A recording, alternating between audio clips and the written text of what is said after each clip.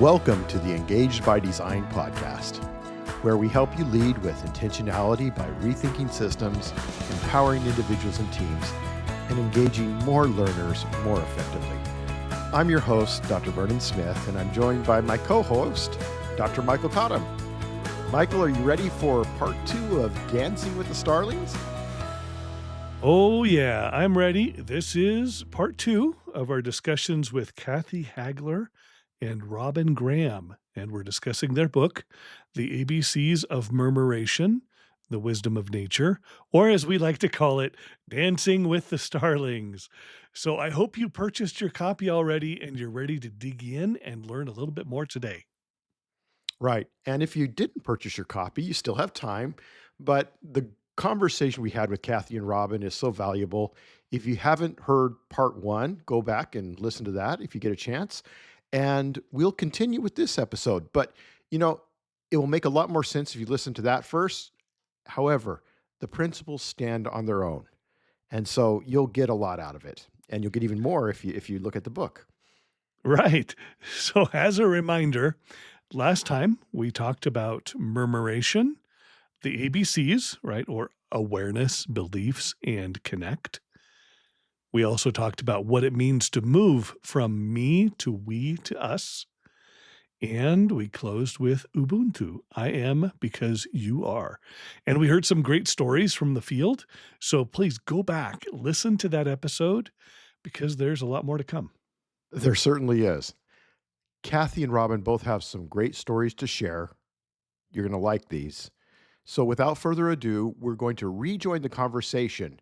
Remember that we just talked about Ubuntu, and we'll move forward in our discussion to talk about the 4-path journey and flock logic. Enjoy part 2. Yeah, those are really powerful values to look at this. So through this murmuration journey, you referenced the 4-path journey. Kathy, would you talk a little bit about the 4-path journey and help me understand more about the leaderful mindset? Sure.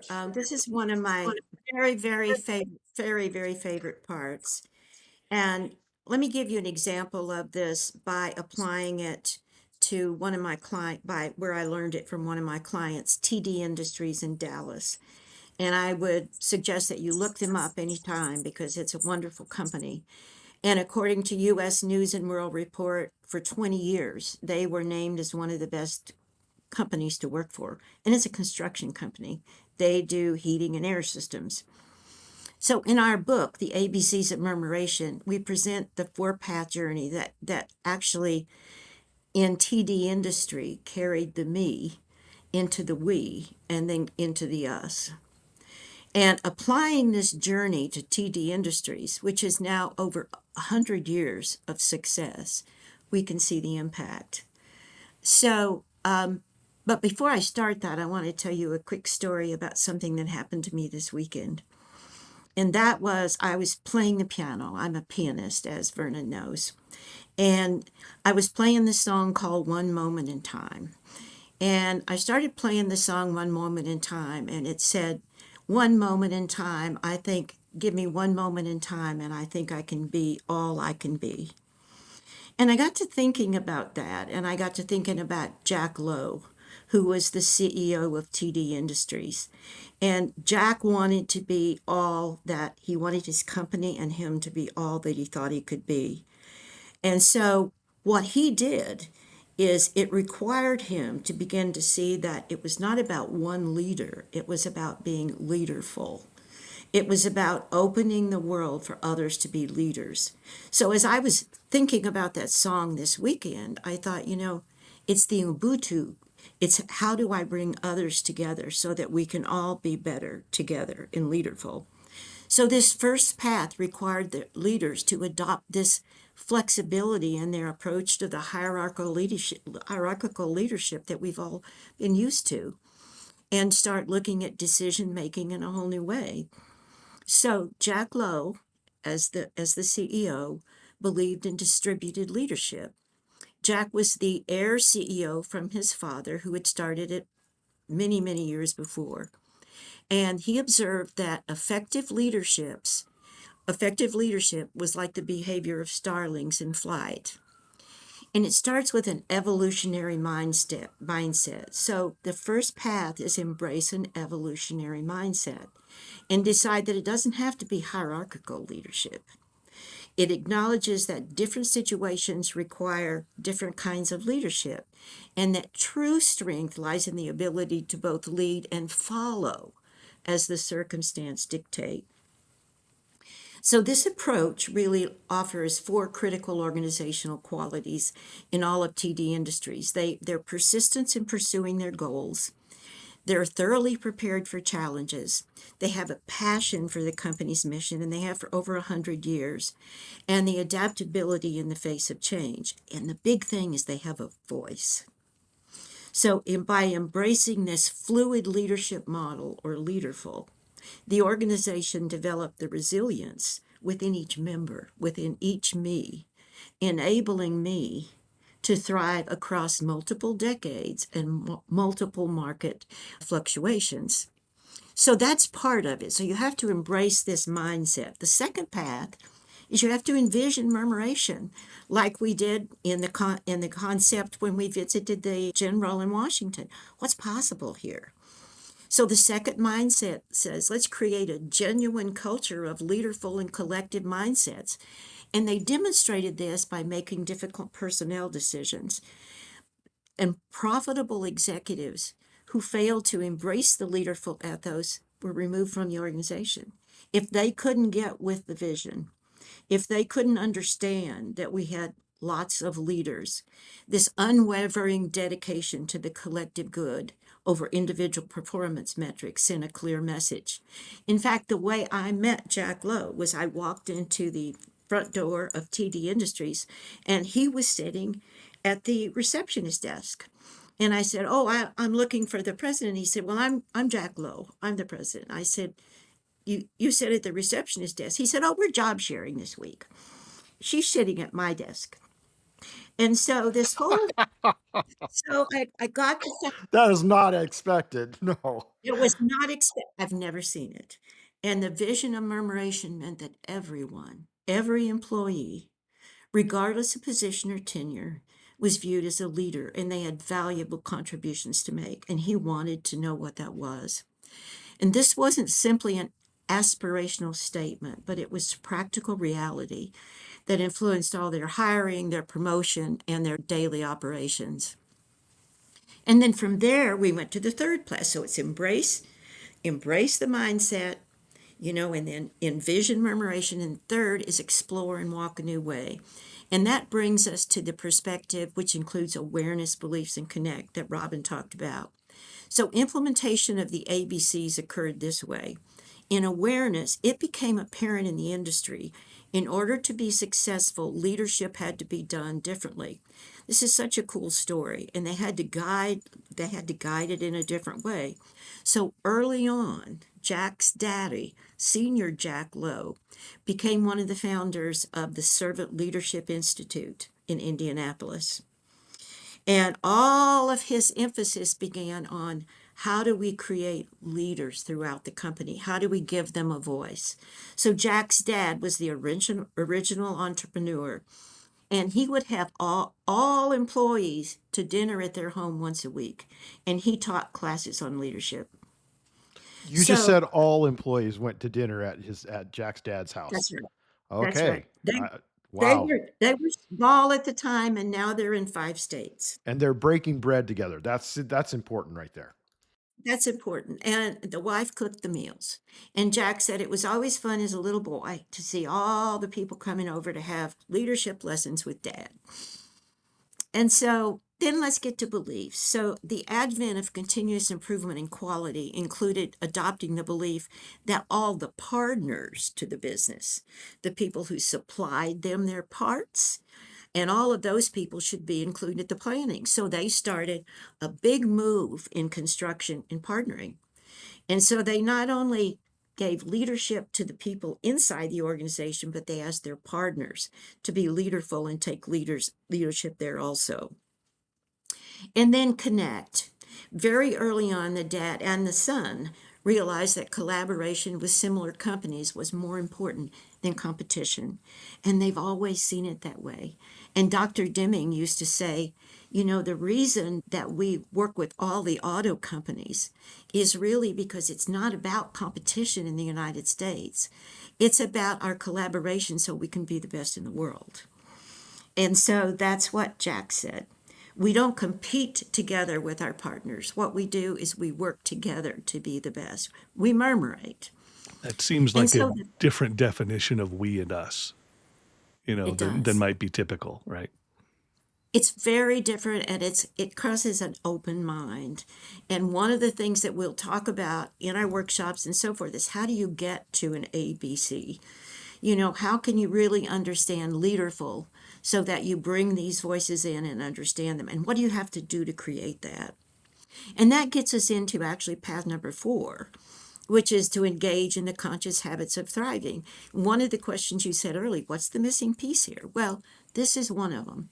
The final path involved establishing these practices that support collective success with leaderful concepts. So TD Industry institutionalized 3 behaviors in its pursuit of conscious leadership. And we call them the conscious habits of thriving, and they happen to be what the birds do.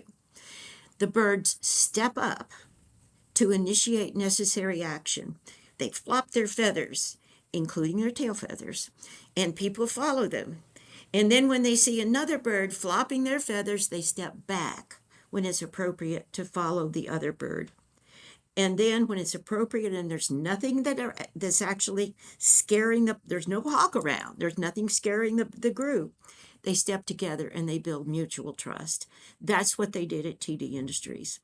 They stepped together and built trust. So through this deliberate culture shift, they embedded leaderful habits with regular training that reinforced operations and the leaderful approach. By promoting it within and involving employees and shape the vision and the goals, and it's been creating a lasting cycle of empowerment and accountability that sustains servant leadership and the leaderful culture for decades. So the lessons and applications I see is that they demonstrate that leaderful principles are not merely theoretical concepts, but practical strategies. And this word actually came from Jack's dad and the servant leadership work at the Institute in Indianapolis. These principles then apply broadly to education, to business, to families, to communities, to government, where collective action and purpose is what matters. Leaderful organizations empower everyone to contribute meaningfully to shared success. The core lesson here is when every member is empowered to lead and the collective good, the thriving, is prioritized, then the organizations will continue to thrive. It's not just a management approach, it's a reimagining how human systems function, much like the starlings that dance in murmuration and dance in harmony. Yeah, there's not a lot of hierarchies with the starling analogy you're looking at. So they're not going to wait around for the boss to talk to the boss to talk to the boss, right? You're really talking. And if you wait for that time, you're in trouble. Yeah, Right. you're really talking about true. What I really key in there, Kathy, is the empowerment, right? That someone has to do that and do those steps, step up, step back, step together. It's a really strong concept. And thank you for that short. This is another murmuration story, right? Yes, it is. Of looking at this, that they were really murmurating. Yes, it is. Before they knew it, Before they knew it. right? You're right. So those 4 were, just to review as I go on to the next one, was embrace the evolutionary mindset, envision murmuration, explore and walk a new way, and then engage in the conscious habits of thriving. And I want to dig into that last one a little bit more because that's where the step up, step back, and step together are. And maybe, Robin, you could talk about that a little bit more. What does it mean to step up, step back, and step together? It is such an amazing experience to get this. It's so simple and it becomes part of our language now when we're working with it. So I invite everybody to just sit back and understand this because it will become a natural for you to start using this. So with step up, all of the, well, let me just back up. All of this comes from, again, the bird research, starling research, and how they actually dance together. So we renamed them step up, step back, step together. That's not what it's named in the research, but that's what we renamed them. So with step up, it's really about initiating a first action. Now, when you think about that for the individual, what that requires is to have a habit of courageous action. So it's about recognizing that something matters and I'm willing to move or take action, bring it up. And you're taking action not to get credit, not to be in control, but because, going back to awareness, because you're now aware that it's the time is now. Something needs to be said or something needs to be done. When you're in a team, what step up might look like is being the first to name what others maybe they're avoiding. So it might be offering a new idea, asking a hard question, showing up when it would be easier to stay quiet. You know, as an example, back to my original story, I was stepping back and not stepping up because fear was having me not step up. So that's an example where when we step into our power, when we step into being confident in who we are, then we can step up and bring something new to the table. The second concept is to step back. And this is to step back to allow others to step up, to create a space for leaderful experience from others. And the remarkable thing about this is once once an individual starling takes flight, it does not cling to control. It yields, it softens its pace, it lets others follow, and then blends into the flow. And when it also knows that it needs to make space for somebody else to step up. So the starling flight is very different than our traditional birds that we've watched of like geese in a V. It's a completely different model. So this step up is just as vital. When you're in a team, the habit might be knowing when it's time to stop direct and start trusting. Maybe it sounds like asking people, well, what do you think? Or supporting them by saying, you've got this, or actually saying, I'll follow you on this. So, step back does not mean you're stepping away, it's stepping with intention. It's actually saying, I trust the group, and I don't have to be the one in the front holding this. So, in murmuration, the health of the entire whole experience depends on this give and take, step up, step back, the ongoing dance of initiative and yielding. And then when we do it in human relationships, it's this habit that creates the space for growth, for leaderful behavior, and for collective wisdom to emerge. And the third aspect is to step together. And what we mean by that is to embrace mutual trust and respect, to move in alignment with others. And this is actually what makes murmuration breathtaking. Thousands of birds, each staying in their own lane, yet constantly adjusting in time to those around them. No collisions, no confusions, just pure, elegant flow. If somebody didn't step back, somebody else would fall out of the sky, right? So they step up, step back. That's what step together is. It's built on mutual attunement. Now, when you're relating in a group, this habit is about moving in rhythm with a larger whole, and not by forcing it, not by flattening everybody to be the same, but honoring the differences of the individuals. In our human systems, step up means to stay present in the relationship. It means engaging with what is occurring while allowing others to do the same. And it means finding forward motion through mutual trust and respect. We don't have to all think alike to move in sync. We just have to stay connected and responsive. What's fascinating is in this experience, there aren't rigid rules. They are learned and responsive habits.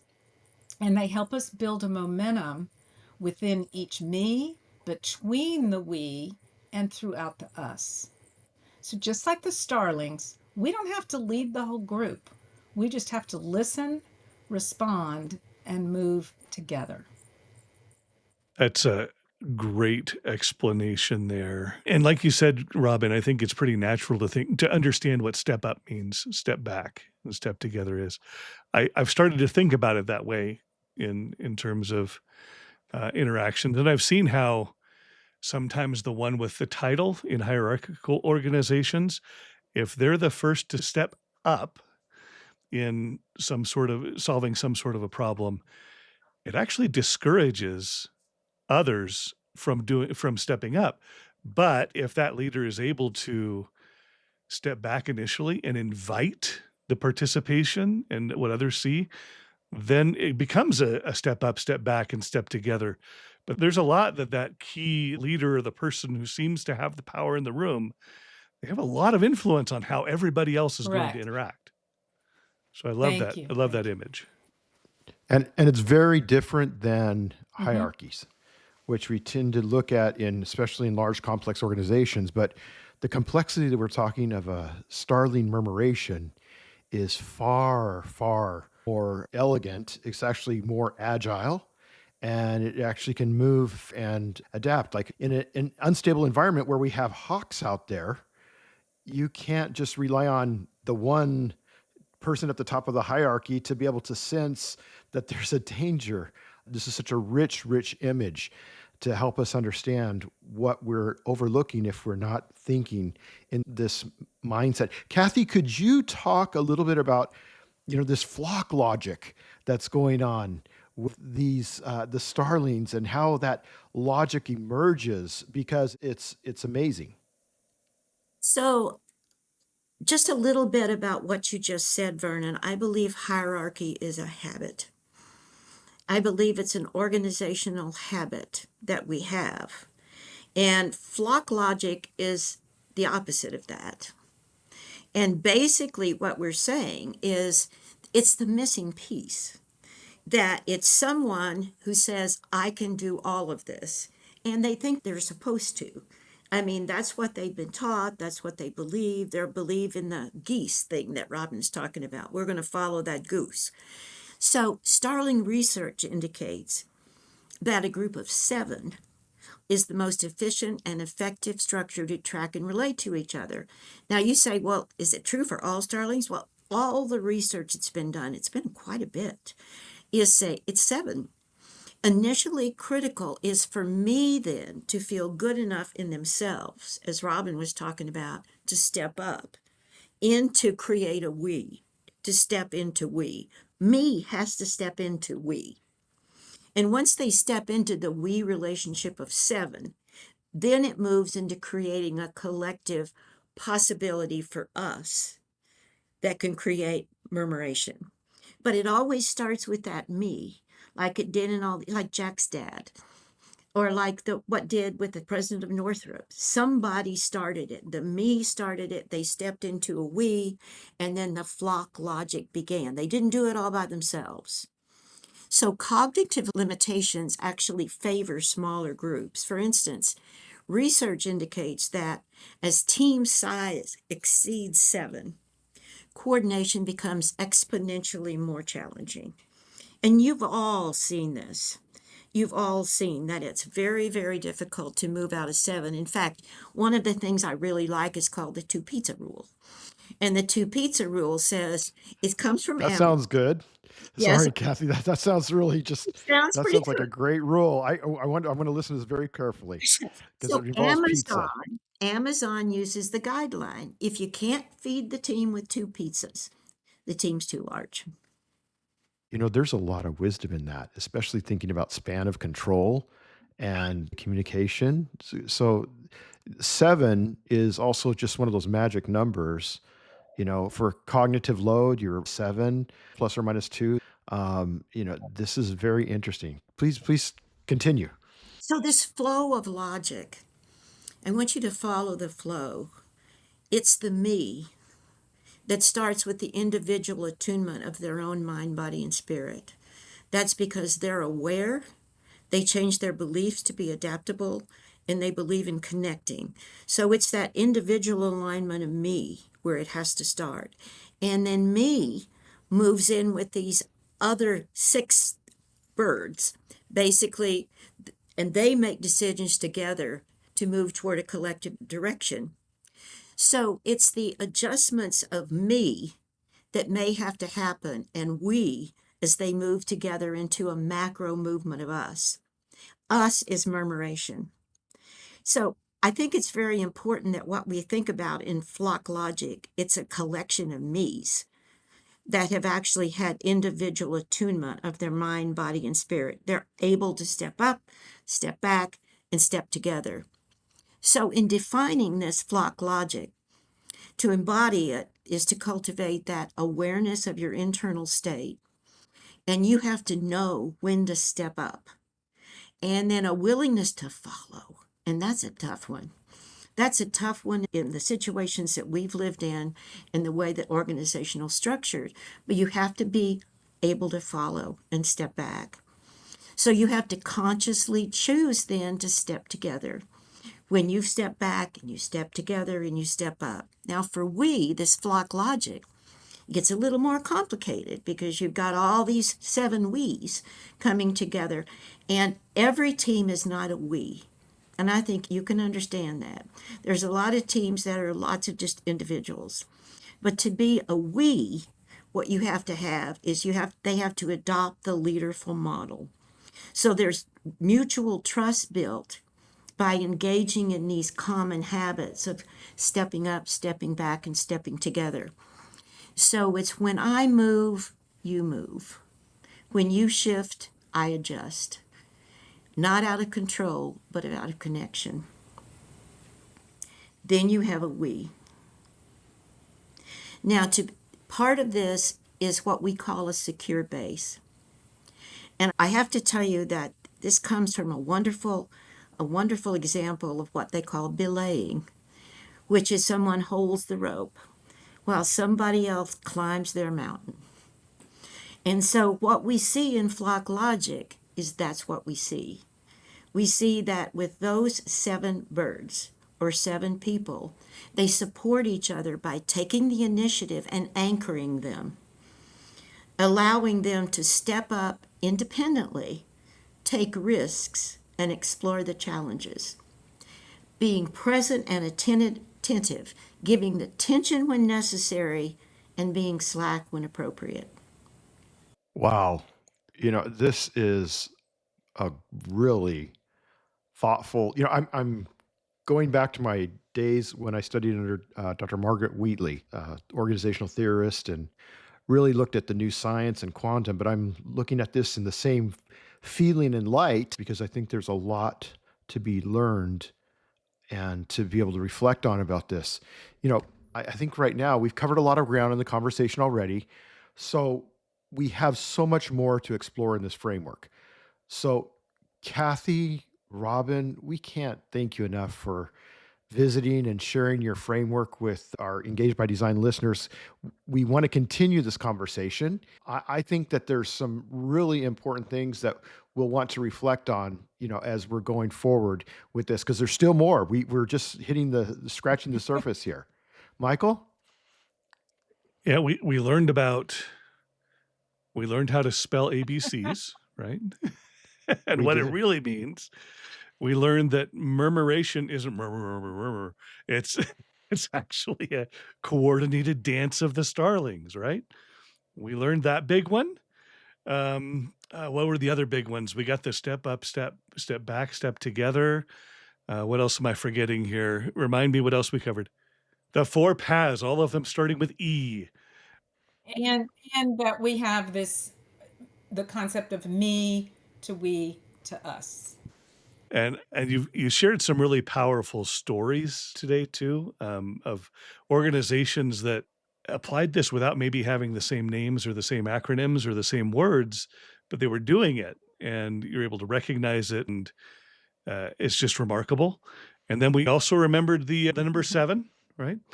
And I didn't get to jump in, but that's a magic for the working memory is 7 items plus or minus 2 is what most humans can keep in their head, in their working memory.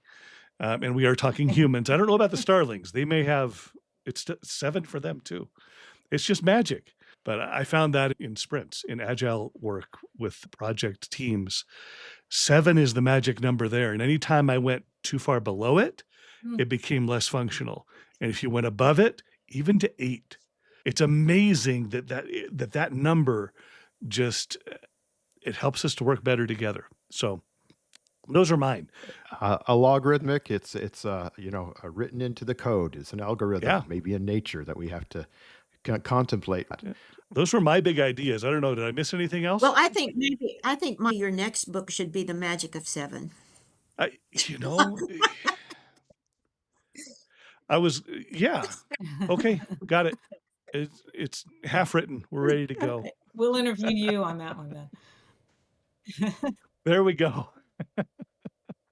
So, Michael, for our listeners, let's ask some reflective questions here. So, the first question would be, we've talked about what resonated with us. Which ideas resonated most with you in this podcast so far? And how might you embrace an evolutionary mindset as you learn about the ABCs of murmuration? What is one idea you can take from today to step up, step back, so that you can step together to improve your leadership? Think about where that is, where maybe stepping back is more important or stepping up is more important. So there's some questions for you to think about. Yes, Vernon, those are good questions. And we're going to have Kathy and Robin on in future episodes. I think we need to talk with them a little bit more about the ABCs of murmuration and the application to each of our contexts. And I suspect that listeners, you're going to see those connections through the principles they teach and the stories they tell, maybe especially those stories. I love it. Yeah, it's always a pleasure to hear these stories in context. These are really solid case studies. And it's always a pleasure to be with Kathy and Robin. So we're going to have a good time. Absolutely. So in the meantime, we will have some other guests join us to talk about innovative trends that are happening in a couple of colleges in California. We will have a discussion about Calbright and then the Academy of Art University. We've heard of those. You should have heard of those, and we'll hear more. Yeah. So we'll have guests on additionally to talk about solving enrollment and program design challenges, especially using methods that we learned from Agile. So I'm just excited for what's coming up. Agile is what it's about. And I'm really excited about the guests because you and I know them and they are superstars. So to our listeners, remember to like, subscribe, and give us a $5 on your favorite podcast app. And remember, until next time, engage by design.